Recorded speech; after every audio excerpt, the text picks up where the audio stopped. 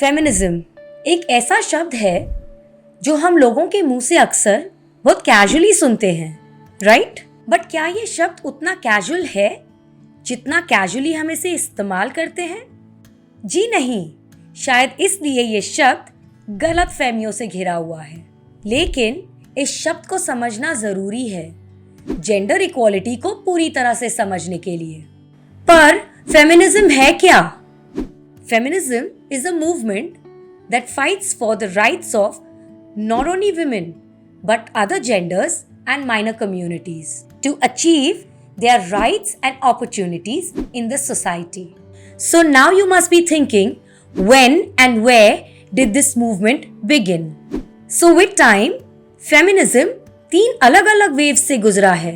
हर एक वेव ने उसके लक्ष्य और तरीकों में बदलाव दिखा।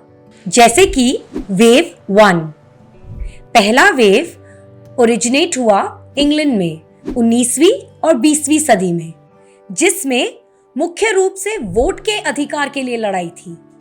इंग्लैंड की सुज़ैन बी एंथनी और एलिजाबेथ कैंडी जैसी महिलाओं ने महिलाओं के पॉलिटिकल राइट्स के लिए ये वेव शुरू किया था। Now coming to wave 2, which was in 1960, in which feminism was expanded to beyond legal rights. America's famous defense book writers and social activists Steinem and Frieden rose cultural issues.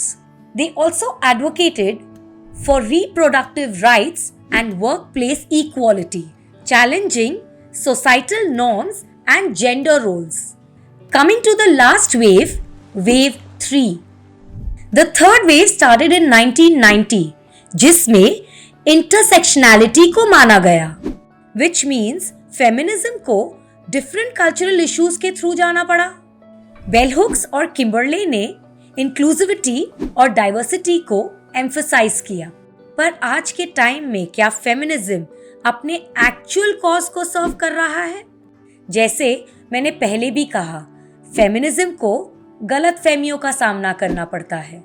कुछ लोग इसे पुरुष विरोध मानते हैं, जबकि असल में ये सभी जातियों के लिए समानता की बात करता है।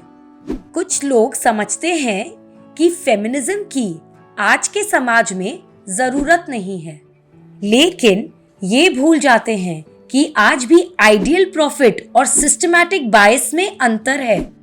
This dilutes the movement's essence and distracts it from its fundamental goals.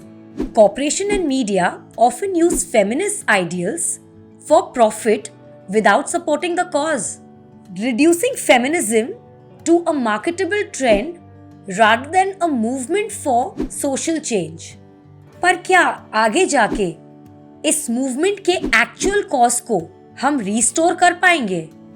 To reclaim its essence, we must acknowledge the core values of feminism: equality, inclusivity, and the dismantling of the systematic biases. सिर्फ उसके ऐतिहासिक उद्देश्यों को समझकर हम feminism movement के actual cause को सर्व कर पाएंगे, रिस्टोर कर पाएंगे। आप सबका धन्यवाद। चलिए हमारी बातें जारी रखेंगे और एक ऐसे समाज की ओर बढ़ेंगे जहां फेमिनिज्म का असली उद्देश्य जेंडर इक्वालिटी सिर्फ एक विचार नहीं बल्कि हर दिन की हकीकत हो।